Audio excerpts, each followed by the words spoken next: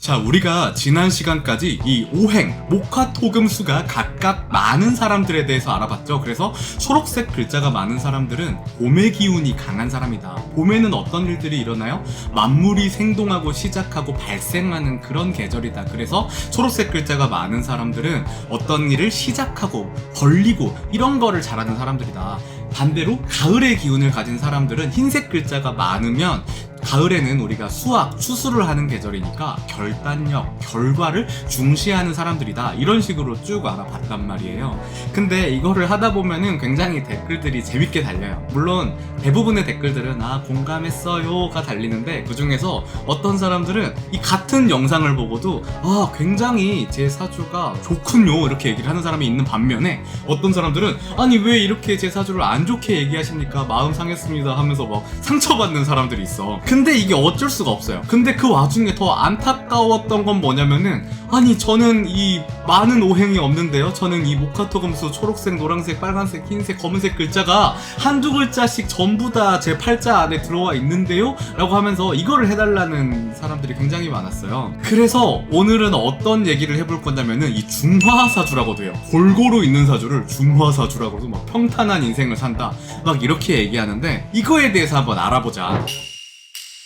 사주는요, 사실은 제가 앞에서 5가지의 목화토금수 범주를 들었지만 이 사주는 어떻게 이해를 해야 되냐면은 이 인간을 자연과 동일시해서 바라보는 거예요. 자연과. 예를 들면 우리가 살고 있는 지구가 어떤 행성이냐라고 딱 얘기해보라 그러면은 아니 사실은 1년 내내 설명을 해도 부족할 수가 있다. 지구가 어떤 생명일까요? 지구는 70%의 물로 이루어졌다 이러면은 어떤 사람들이 사막에 가가지고 아닌데요, 지구는 물이 하나도 없는데요, 여기는 모래밖에 없는데요, 지구는 상당수의 모래가 있다 그러면 또 알래스카 가가지고 아닌데요, 이 모래는 모래 같게 생기긴 했지만 다 녹아버리는 눈밖에 없는데요, 막 이러고 있는 꼴이란 말이죠. 근데 그 인간도 얼마나 복잡해요. 그 인간을 이 자연과 동일시해서 설명하려는 시도가 바로 사주입니다. 그래서 이 사주는 이 8글자, 이 만세력 어플을 받은 다음에 내 이름과 생년월일, 태어난 시간을 입력해서 나오는 이 8글자의 상호작용을 보는 건데 여기 안에 들어갈 수 있는 글자들이 많잖아요. 그래서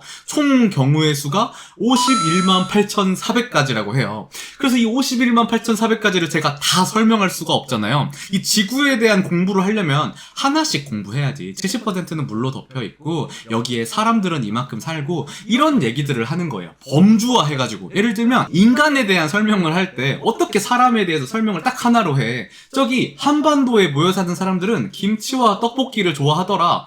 그리고 저 미국에 있는 사람들은 햄버거를 먹더라. 여기 옆에 뭐 섬나라에서는 이 회, 스시를 많이 먹더라. 이런 얘기를 하는 건데 갑자기 한국에 와서 아니 저는 한국인이지만 김치를 싫어하는데요? 이런 얘기를 하면은 사주가 늘지 않는다. 그래서 이 사주 공부할 때 막 그런 질문들이 또 많이 와요. 현황님, 저는 검은색 글자도 3개고 노란색 글자도 3개인데 저는 물 같은 사람인가요? 아니면 흙 같은 사람인가요?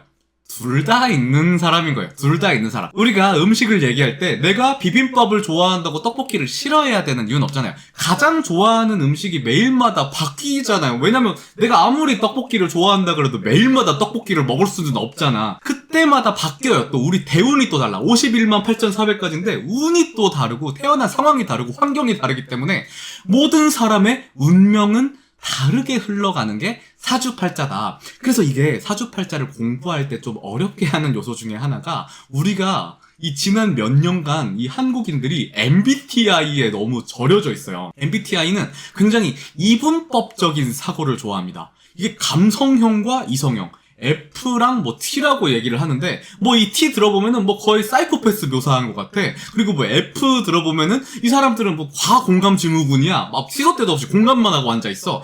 그게 아니라고요. 근데 제가 보는 이성과 감성은 둘 다 높은 사람이 있어요. 어떤 사람은 일할 때는 철저하게 이성적이다가 내 사람들 만날 때는 공감해줄 때는 공감하고 이 둘 다 키울 수 있는 역량인데 MBTI는 그거를 굉장히 이 상대적인 걸로 분류를 하죠.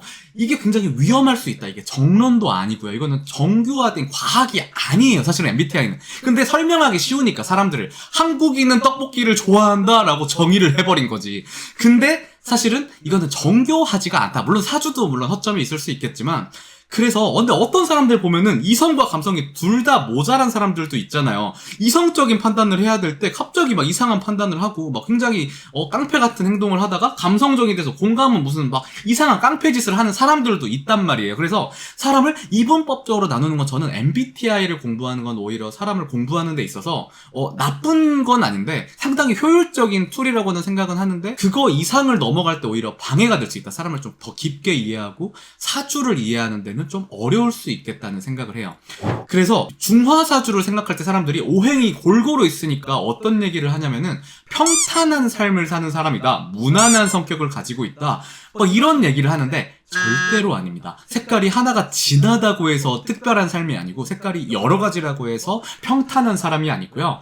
모두가 특별한 사람인 거예요. 51만 8,400가지 중에 한 가지의 사주를 가지고 태어났다고요. 그리고 그 사람이 태어난 환경이나 운이나 이게 얼마나 다 달라요. 그러니까 이게 완전 다른 거라고 그냥 이해를 해야지 평탄한 사주가 아니에요.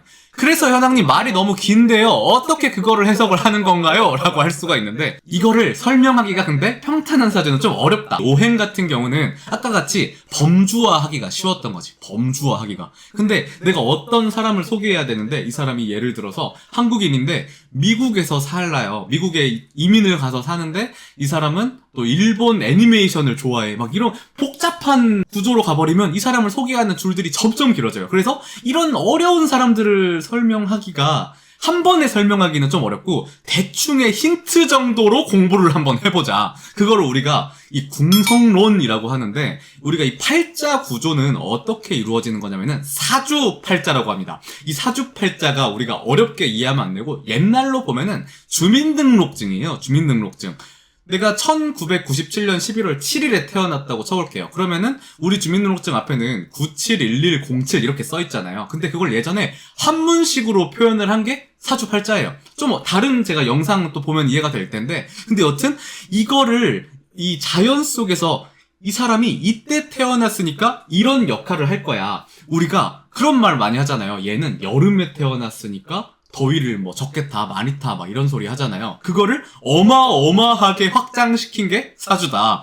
언제 태어나면은 사회에서 이런 역할을 하겠구나, 이런 생각을 하겠구나로 이어간 이 몇천 년간, 몇백 년간의 그 결과가 이 사주라는 학문이다. 그래서 그걸 대충 이해해보자면은 사주팔자에 년, 월, 일시 이 네 개의 주로 나뉘어요. 년주, 월주, 일주, 시주. 몇 년, 몇 월, 며칠, 몇 시에 태어났다거든요. 이 사주팔자는 만세력에 내 이름과 생년월일을 치면 나오는데 거기서 맨 오른쪽을 년주라고 합니다.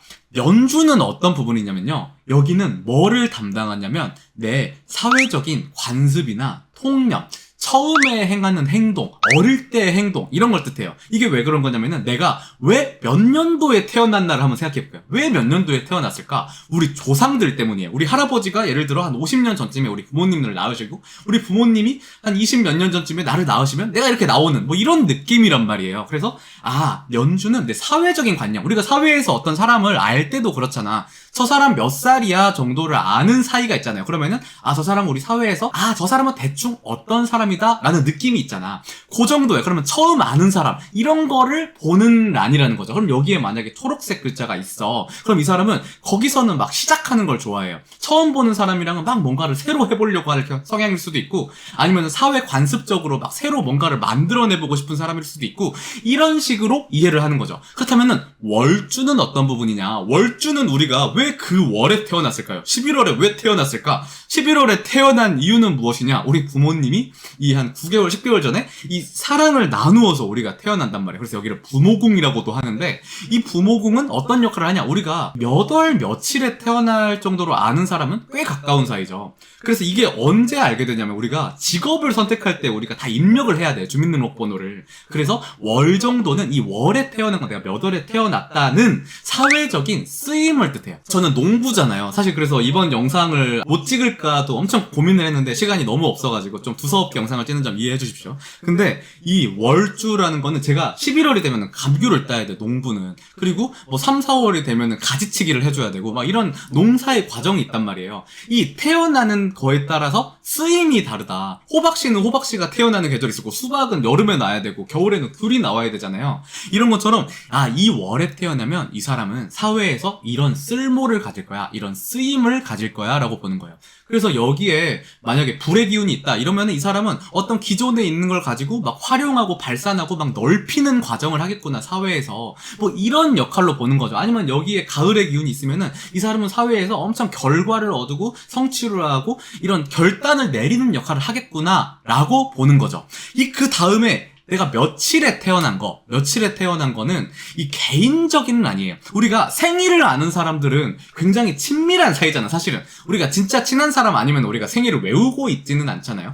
그리고 생일을 챙겨주는 것도 꽤 친해야 챙겨주잖아요. 생일은 내가 굉장히 개인적으로 추구하는 란이다. 그래서 이 일주의 위에 있는 일간이 나를 캐릭터화하는, 나를 상징하는 가장 중요한 글자가 되는 거예요. 여기에 어떤 색의 글자, 내 어떤 오행을 가지고 있느냐가 가장 중요한 글자가 된다. 그리고 이 시지, 마지막으로 맨 왼쪽에 있는 이 시주 같은 경우는 내가 몇 시에 태어난 거는 진짜 우리 부모님밖에 몰라.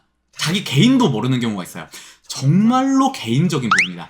아주 친밀한 사이, 내가 허물없이 대할 수 있는 내 자식이나 내 자손, 미래, 이런 거를 얘기하는 게 이 시주다. 그럼 내가 미래를 설계할 때 어떻게 설계하느냐가 이 시주의 부분이란 말이에요. 아주 개인적인 욕망, 성향, 이런 거를 뜻하는 거야. 그럼 여기에 뭐 검은색 글자가 있어. 그럼 이 사람은 미래를 설계할 때 계속 막 미래 지향적인 설계를 하고 마무리하고 다음에 뭐 할까 막 이런 거를 계속 고민하는 사람일 수 있다는 거죠. 겨울의 성향처럼. 이런 거를 보는 게 이 사주 팔자다. 그럼 연월일시 사주를 봤잖아요. 근데 위아래가 또 달라. 위아래는 뭐냐면은 이 사람을 자연에다가 비유를 했다고 했잖아. 자연에다가. 옛날 사람들이 이 세상을 바라볼 때 하늘은 매일마다 규칙적으로 움직이는 거예요. 일정일시가 되면 태가 이렇게 높이 뜨고 그 다음에는 달이 이렇게 뜨고 그 다음날 또 해가 뜨고 이 일정한 시간을 두고 계속 하늘은 일정하게 바뀌어. 근데 지상에 있는 것들은 계속 상호작용을 하면서 끊임없이 변화하더라는 거죠. 그래서 이 밑에 있는 지지는 뭐를 뜻하냐면요, 내 현실 상황, 주변에 이미 일어난 상황 자체를 얘기를 하는 거예요. 그리고 이 천간은 뭐냐면은 개개인이 가지고 있는 욕심이나 방향성, 이런 거를 얘기를 하는 겁니다. 그래서 이 안에서, 이 사주팔자 안에서 이 음양오행 5가지 청적, 황백극, 목화, 토금수의 기운을 어떻게 상호작용을 하는지를 공부하는 게 사주팔자다라고 이해를 하시면 좋을 것 같아요. 그래서 제 거 잘 모르겠는데요? 당연히 모를 수밖에 없는데, 그래서 어떤 거를 위주로 보냐면요, 위에서 두 번째 글자를 일단 내 성향으로 보셔야 돼요. 위에서 두 번째 글자가 내 성향인데 그 성향이 잘 안 드러나는 구조들이 꽤 많아요. 어떻게 흘러가느냐에 따라서. 근데 일단은 그게 내 성향이고, 월지라고 그래서 아래에서 세 번째 글자가 내 사회적인 역할이다. 이 두 가지의 글자가 이 내 인생이나 내 캐릭터를 결정하는 데 가장 큰 역할을 하거든요. 그래서 여기의 색깔을 보고 이 목화토금수의 설명을 보면서, 제가 앞으로 이거는 근데 좀 풀 게 너무 많아요. 하나씩 듣다 보면, 아까 얘기했죠, 한국인에 대해서 설명을 하다가 전부 다 김치를 뭐 좋아하진 않겠지. 김치를 좋아하는 사람에 대한 특성을 또 얘기할 수 있을 거 아니에요? 한국인은 웬만하면 김치를 좋아하지만 아무래도 나이가 많은 분들이 좀 더 좋아한다. 한국인은 떡볶이를 좋아하지만 아무래도 여성이 조금은 더 좋아한다. 이런 식으로 범주화를 계속 하다 보면은 점점 더 사람에 대한 이해가 늘어나고, 사람을 보면은 이런 느낌이 딱 들잖아요. 그런 것처럼 사주도 계속 그 범주를 공부하는 거예요. 큰 것처럼. 그래서 좀 답답하겠지만, 조급하겠지만 제가 재밌고 쉽게 계속 이렇게 알려드릴 테니까 좀 믿고 따라와 주시면 감사하겠습니다. 그래서 여러분, 사주 공부가 어려운 게 모든 사람들이 다 달라서 그래요. 사주는 워낙 경우의 수도 많고 51만 8,400가지라고 하는데, 그것도 어떤 처한 환경이나 상황이나 이 운에 따라서 또 다 다른 사람이 된단 말이에요. 그거를 계속 집요하게 공부하는 게 이 사주라는 학문인데, 그래서 이 사주가 좋은 사주가 있는 게 아니고요, 나쁜 사주가 있는 게 아니고요, 여러분이 다 자신만의 운명을 가지고 있는 거예요. 그래서 그게 어렵지만 재밌는 점인 거예요. 그렇게 사주를 이해해 주시면 감사하겠습니다. 제가 아까도 좀 짧게 얘기하긴 했는데, 사실은 제가 농사를 지어요. 감귤 농사를 짓는데 이게 겨울에 철이다 보니까 사실은 한 달, 2달은 유튜브를 쉬어야 되나 고민을 많이 하다가, 근데 댓글도 너무 달아주고 영상도 조회수가 잘 나오니까 재밌는 거예요. 그래서 제가 빨리 농사 짓고 돌아와서 다시 유튜브 퀄리티를 높여볼게요. 근데 그 대신에 그동안은 조금만 이런 영상을 좀 참아주시면은, 그리고 제 감기를 좀 사먹어주시면 더 도움이 된다. 그래서 오늘도 영상 시청해주셔서 감사하고요. 다음에도 알차고 재밌는 영상으로 돌아오도록 하겠습니다. 감사합니다. 구독과 좋아요 안 누르고 들면 굵은 뼈 부러지고 잔뼈가 실러져 얼맹이 채공개 진가루 새듯 그저 살살 살 테니 구독과 좋아요 어서 누르거라. 나는 간다 나는 가 떨고 그리고 내가 돌아간다.